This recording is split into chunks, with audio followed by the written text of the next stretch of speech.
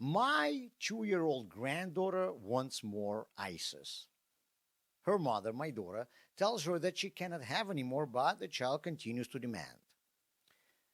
And everyone around has a premonition of an impending tantrum. My daughter opens the freezer and shows to the little girl that there's no more ices.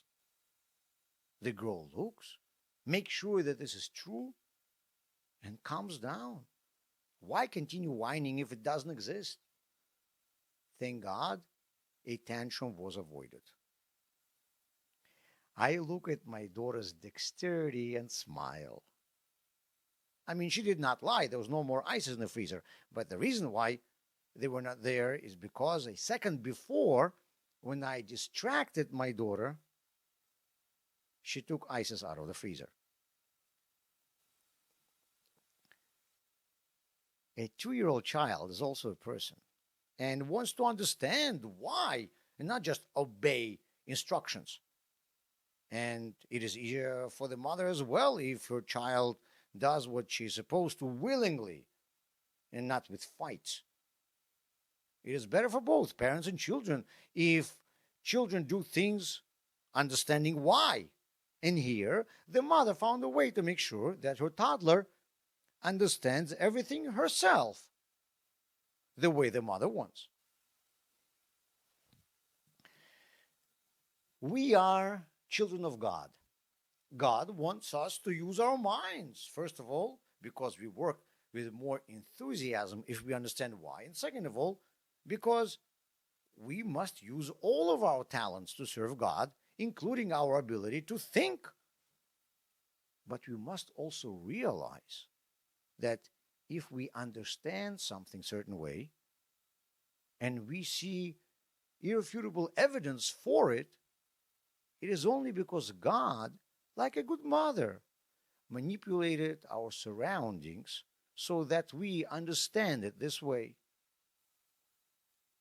Modern Western culture teaches us to rely wholly on human logic. What is proven is absolute truth.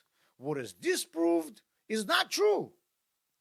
But why do you think that what you're understanding determines to be the truth is really the truth?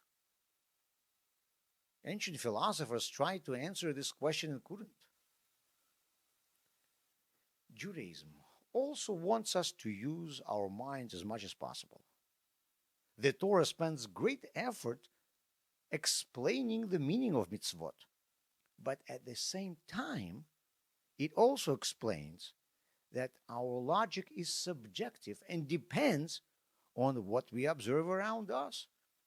And what we observe around us depends on how the Creator arranges pieces on a game board. Why is energy equal to half of mv squared? Because God decided so. It could have been equal to the diameter of Earth divided by pi. And why? Whenever we use the formula for energy that we know, we get the right answer every time?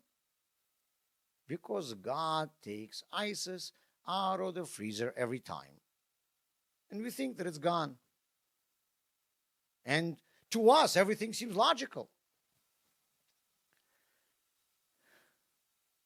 Ever since Apple fell on Newton, according to legend at least, physics talks about gravity. But imagine if gravity would have stopped for a minute. You would say that it's a miracle. But Baal Shem Tov said that miracle differs only in that it happens once, while natural phenomena occurs constantly. That is, natural phenomena are same miracles, only happening every second. Science considers a law to be true if the process it describes repeats itself every time and can be verified. There are simply miracles in reality that happen constantly, and therefore we are used to them. And we accept their subjective existence as objective reality.